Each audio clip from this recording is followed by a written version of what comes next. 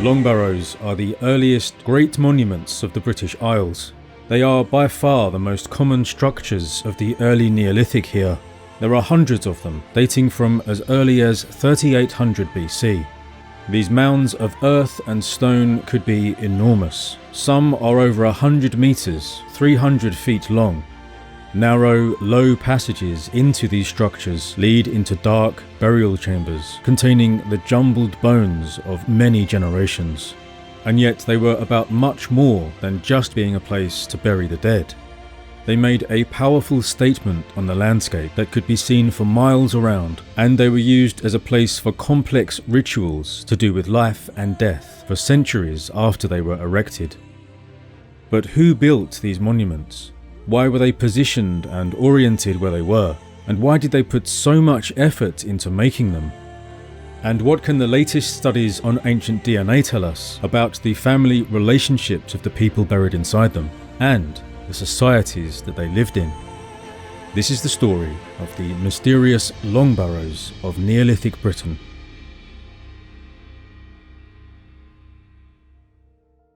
Understanding my family history became ever more important to me when I became a father. Telling my children stories about their grandparents and great-grandparents made me want to find out more about my ancestors. And that's why on this video I've partnered with MyHeritage, the #1 family history service. It's incredibly straightforward to start building your family tree. Start with yourself and the relatives you know, adding your old family photos that you can repair, enhance, colorize, and even animate. And then MyHeritage can find new family members and records of ancestors that you maybe didn't even know you had. That's what happened to me. Following the paternal line of my granddad Mac, I got back to Matthew Mackintosh, born in 1803 in Stirlingshire. This site has over 19 billion records you can use to fill in details and find connections. Thanks to census records, I now know that Matthew was a chimney sweep all his life, and I used instant discoveries to add whole new branches to my family tree with just a few clicks. The Pearson, Barker and Palmer families, all from South Shields. I never knew I was such a northerner, and I'm just getting started looking into all the other branches of my tree. If you're interested in exploring your own family history, please use the link in the description below to sign up for a 14-day free trial and enjoy all the amazing features MyHeritage has to offer. If you decide to continue your subscription, you'll get a 50% discount. Thank you to MyHeritage for partnering with me on this video. Now let's return to the families of the Neolithic.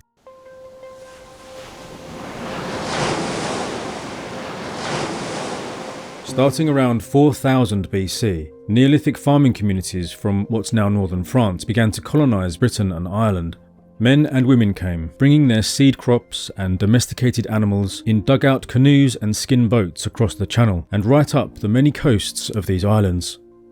Evidence for the specific origins of these groups of colonists comes from matching pottery types and ancient DNA found in the British Isles with examples from places on the continent. And there is also evidence from the specific types of tombs built by these colonists. And one of the tomb types the colonists brought with them was the Long Barrow, which started being constructed in Britain after about 3800 BC. But what are they exactly? Well, simply, they are enormous mounds of earth and stone that can be up to 120 metres long, 30 metres wide and 6 metres high. Most, though, are 25 to 75 metres long, 12 to 23 metres wide, and between 1 and 3.5 metres in height. Many have suffered erosion and other damage over the last 5,500 years, so what we see now isn't how they would have looked originally. These structures usually have one or more entrances, with passages leading to small chambers inside the mound, and these chambers usually contain the remains of one or more people. There are tens of thousands of Long Barrows remaining in Europe, and over 500 in England alone. No two are exactly alike, although they have been grouped into various subtypes by archaeologists, the most well-known of which is the Cotswold 7 type. Some of the variation is due to the availability of local building materials. In places where the local geology allows it, some Long Barrows take the form of great stone cairns built from sandstone slabs, like enormous dry stone walls. Others have chamber walls formed by megalithic orthostats, great slabs turned on their sides, while for others, usually but not always in places without suitable local stone, the entire monument may be made of earth, perhaps covering interior timber structures. They can be various shapes from ovoid to rectangular, but they're often trapezoidal, with one end wider than the other. The wider end is sometimes higher too. Surely the design itself must have had some symbolic meaning, but we don't know what that might be. Some have seen similarities with the classic Neolithic polished stone axe, the most important tool of the age that also had great social and perhaps spiritual importance. Others have imagined they're made to represent the womb of an Earth Mother goddess, with the dead being returned to her, perhaps for rebirth. The structure of the monuments, revealed through excavations, often involves the division of the interior into halves through a central spine, and into sections through a series of bays, formed by stone walls or by wooden posts and wattle fences. These bays would then be filled with earth and stones, sometimes in complex ways, thus creating the bulk of the structure. This internal subdivision might reflect the methods of construction. Perhaps each bay was filled, usually by material excavated from a section of external ditch, by one work gang, or perhaps the same family group filled 1 or 2 bays every year for a decade to complete the tomb. Or maybe there were symbolic reasons for doing it this way. Some researchers see these central spines and perpendicular ribs as representing the bones of a body, a human body, or perhaps even the body of a great bovine, the horns of which are represented by curving extensions at the wide end of the barrow, partly enclosing a forecourt out front. In some barrows, cattle skulls were found within the structure, even placed above the portal at the head of the monument during construction, and thus the barrow represents a great hunched cow, the sacred giver of life through her milk and meat, perhaps also the deity who facilitated rebirth. Or the shape of the monuments might instead reflect the enormous longhouses that their ancestors from Central Europe used to build. Those longhouses could have similar dimensions. They could be up to 45 meters long and had internal divisions like a central spine of timbers and posts for roof supports. There are very few remains of houses from this era in Britain, but it's thought they tended to be much smaller than those more ancient longhouses. If the memory of these vast structures back in the ancestral homelands were retained by their descendants in this new land, then perhaps they were building literal houses of the ancestors for the dead to reside in for eternity. The idea that these tombs functioned, at least in part, as houses of the ancestors is perhaps supported by their positions in the landscape. Many are covered with long grass or trees today, and they've suffered thousands of years of erosion and damage. People have dug into them looking for treasure and taken away the stones to use for building, treating them as a convenient quarry. But when originally built, they would have been impressive monuments, visible from afar. Some, like those in the chalk downs of southern England, would have had gleaming white sides, flanked by broad white ditches. But rather than being positioned on the highest point in the landscape, and so visible from all directions, they were usually near but below the top of a hill. This means they were best viewed from a particular settlement nearby, down on lower ground nearer to the local water source. This arrangement can best be seen where many long barrows have survived and can be mapped. In this valley in Wiltshire, they are on average about 2 kilometres apart, and their locations allow us to speculate on possible ancient land divisions. Each settlement, maybe just one farmstead with an extended family, may have had its own long barrow, visible up on the hill above where they grew their crops and watered their animals down in the river. In other places, barrows could be just a few hundred metres apart, but on either side of the brow of a hill, the monuments not relating to one another, but to the two groups of people living on either side. Neolithic monuments are famous for their supposed relationships to astronomical phenomena, and there are some commonalities in the general alignments of long barrows. Most tend to be aligned with their broader end generally towards the east, ranging from the northeast to the southeast, although the specific alignments relate more to the local topography. The most obvious astronomical event then would be the daily sunrise. So was sunrise when their rituals ended or began.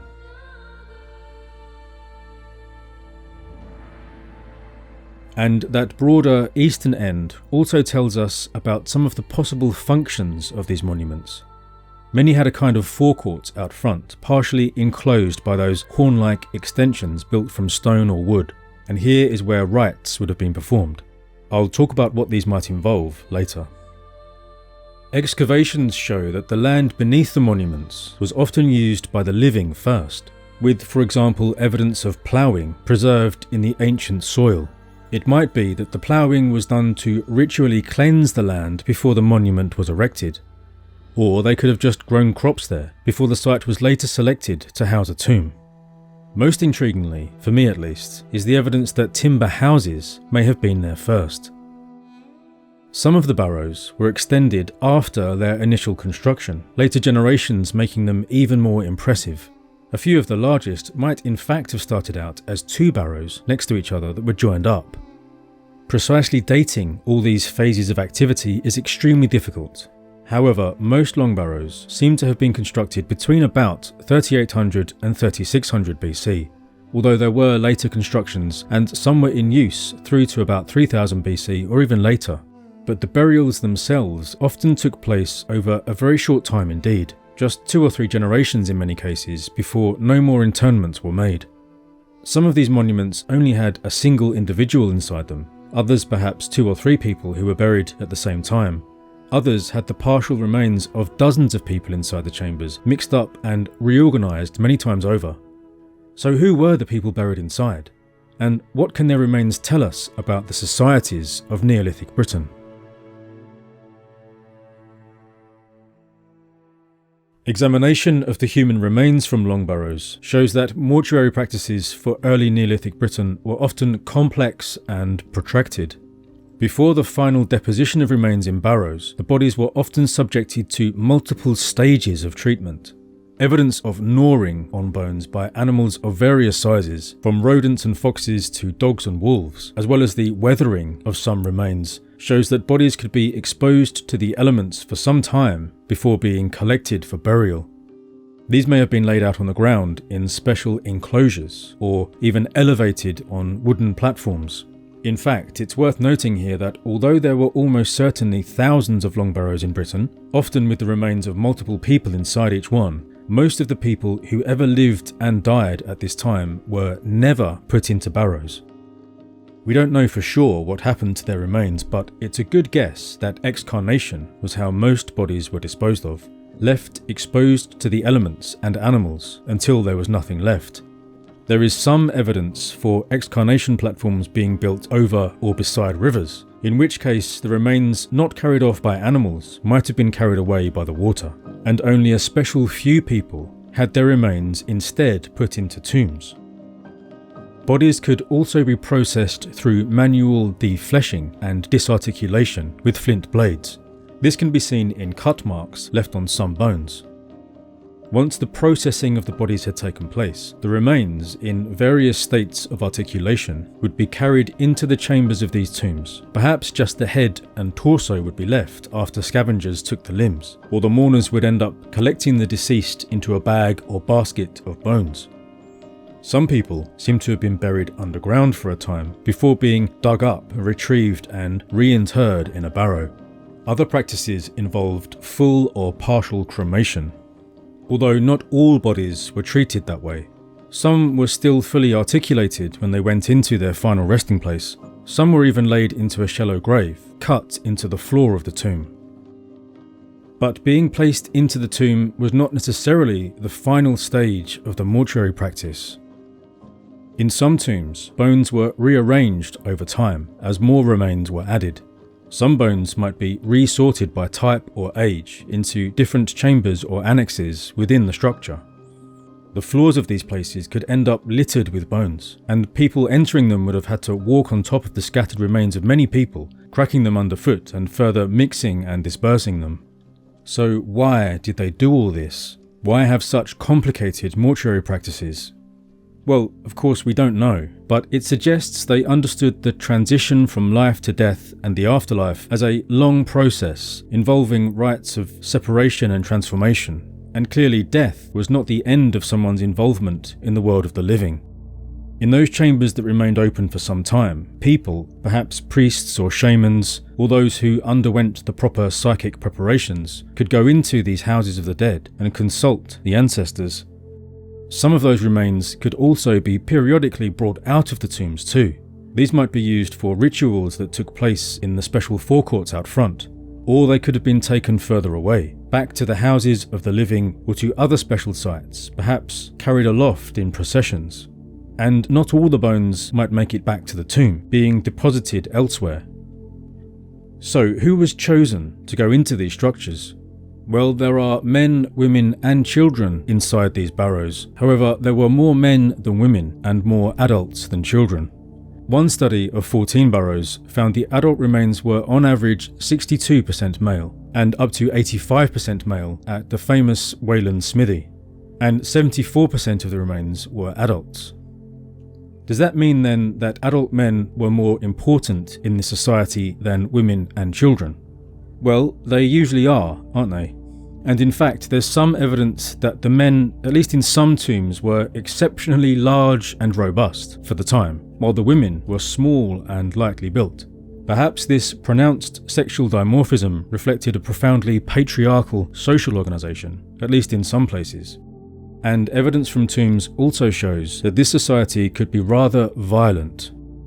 A number of remains show traumatic injuries consistent with violent assaults. These are most easily seen in damage to crania, where people suffered blows to the head with blunt weapons like clubs made from stone, wood or antler, or sharp force trauma from stone axes. One study of the era produced a conservative estimate that 7.4% of the crania they looked at had traumatic injuries. Some remains show evidence of projectile wounds, penetrating injuries caused by arrowheads. Other injuries to heads and necks have been interpreted as people being beheaded. In fact, it's been suggested that some remains represent trophies taken in hostilities, heads or other body parts retained for their metaphysical power. Or they could be victims ritually killed or sacrificed. Presumably though, most of the people interred were honoured family members. But how can we tell for sure? Well, before techniques were developed for extracting and studying ancient DNA, researchers tried to answer this question by measuring skull sizes and face shapes, looking for family resemblances. They've also looked for the occurrence of inherited pathological conditions in the bones. But the revolution in ancient DNA analysis is adding to our understanding like never before. Hazleton North in Gloucestershire is an early Neolithic long barrow, what they call a chambered long cairn of the Cotswold 7 type found in southwest Britain, dating to soon after 3700 BC.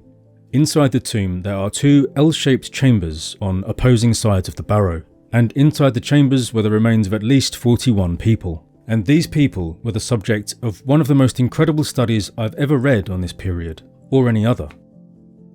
Since about 2015, we've seen an explosion in the study of ancient DNA that continues to transform our understanding of prehistoric societies. But most of this work has told us about migrations, replacements, and mixing events, changes in entire populations over the millennia. Because one person's genome can tell us not only about that person, but all of their ancestors, researchers can study entire populations just by testing a few people from a handful of burials that might be separated by miles or centuries. But this study was different, focusing on the interrelatedness between a small specific group of people from this single long barrow. It combined archaeological and genetic analyses of 35 of the people buried inside the 2 chambers to reconstruct their family tree over 5 generations. Incredibly, they were able to establish that this was primarily a family tomb. And it shows that there was one male progenitor who reproduced with 4 women. So perhaps this is a man with 4 wives. What's especially interesting is that the 4 branches of the tree were divided between the 2 burial chambers, 2 of the branches exclusively in the north chamber and 2 in the south chamber. Radiocarbon analyses suggest that the monument itself was built over the course of about a decade, somewhere between 3695 and 3650 BC, and the deposition of bodies ended probably around 3620 BC. Patrilineal descent was key in determining who was buried in the tomb, as all 15 intergenerational transmissions were through men. The presence of women who had reproduced with the men of this lineage, and the absence of adult lineage daughters in the tomb, suggests they practiced patrilocal burial and female exogamy. That is, the men of this family stayed here on this land over the generations, marrying women from neighbouring or more distant clans, while the women born to this family moved elsewhere to marry into other clans. It wasn't all that simple, however. 4 of the men buried here were actually descended from non-lineage fathers and mothers who also reproduced with lineage males. The study authors suggest this means some men adopted the previous children of their wives into the clan. Interestingly, at least 2 of these non-lineage fathers were relatives to some degree of the patriarch. Did he perhaps marry the widows of 2 of his cousins? And 8 people buried in the tomb were not close relatives of the main lineage. The authors suggest that kinship in the society perhaps included social bonds without biological relatedness. And surely that's true, but we don't know who these people were, how they came to be included, or what their relative social standing was to the family. So what can all this tell us about the world these people lived in? And how do long barrows fit into the rise and fall of Neolithic Britain? Well, archaeologists don't tend to make sweeping statements about long barrows, about what they were for, how they were used, and the people who built them, were buried in them, and used them. Because there are so many exceptions, no site is exactly alike, and so no statement or insight can be accurately applied to all these monuments. It's just too complicated for simple narratives. However, I am not an archaeologist, I'm just a novelist with an overactive imagination. So I'll tell you the story of the long barrows as I see it. After around 4000 BC, the arriving colonists, bringing their animals and seeds, kill or drive off the hunter-gatherer inhabitants and begin preparing parcels of the best land for farming by clearing trees with fire and axe, ploughing soils and removing the rocks for planting. This incredibly hard work takes generations to complete, and many attempts fail. Only the hardiest and most determined colonists, and those most blessed by the gods, will succeed. By 3800 BC, some of these communities have the excess capacity to impose themselves on the landscapes that they and their ancestors have created. When the patriarch of one community dies, his heroic life is honoured and memorialised by a great monument. The timber house where he lived is torn down, the ground is cleansed, and his body laid out before the wind and rain, the sun and scavenging animals. After the proper time has passed, his remains are removed and a stone chamber erected over the place he had lived, died, and shed his flesh. His remains are placed inside the chamber, and earth and stone carefully built on top by his descendants and extended family, working over many seasons, one stage at a time. The sacred area is flanked by ditches, and the forecourt carefully levelled and prepared to be a ritual space. The structure shows them and others that this is their land, the land of their family, their clan, hard won by sweat and blood. As time passes, some of the honoured wives, sons, daughters and grandchildren of the patriarch are interred too. Later generations may enter the tomb at special times, removing some of the bones of the ancestors to bring to feasts, taking place here on the forecourt outside, or further away at other ritual enclosures. The skull of the ancestor, perhaps positioned in a place of honour, ensures that their spirit is present. They are consulted on an important decision that will affect the future of this clan, whether to colonise a new valley, or to ally with a neighbouring clan through marriage, or whether to go to war with them. This consultation is mediated by the priest or shaman. Parts of the ancestor may be buried the next day at this site, while the rest of the bones are returned to the house of the ancestors, along with some animal remains from the feast. And so it goes for generations. But then, sometime after 3600 BC, a great change comes. The sun seems to grow weaker, the summers become wetter, and the crops start to fail more often. With the famine comes plague, and many lineages are wiped out. People are fighting for survival, and no one can build tombs to the ancestors anymore. Indeed, it seems as though the ancestors have abandoned their descendants.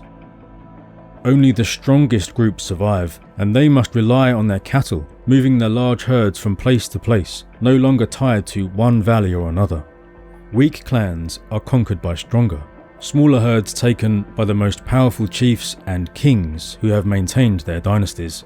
Thanks to this stability, new beliefs emerge in rich areas like in Eastern Ireland, and in safe areas like in the islands of the far north. These new beliefs spread and are expressed in new forms of monuments, the greatest ever seen, the most magnificent tombs, henges and stone circles. The ancient long barrows remain as reminders of the truly ancient past.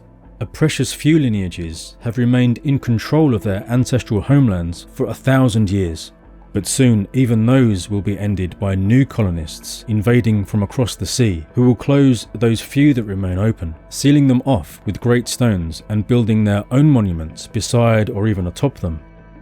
The long barrows will be incorporated into the myths and legends of all the people who came after, all the way down to us today, who look at them and wonder, and likewise make up our own stories about what they might have meant to our ancient ancestors. If you enjoyed this video, please hit like and subscribe to the channel. Now, to find out what happened when the Belgica colonists ended the Neolithic and transformed Britain forever, please watch this video about the most spectacular early Bronze Age burial of all. Thank you for watching.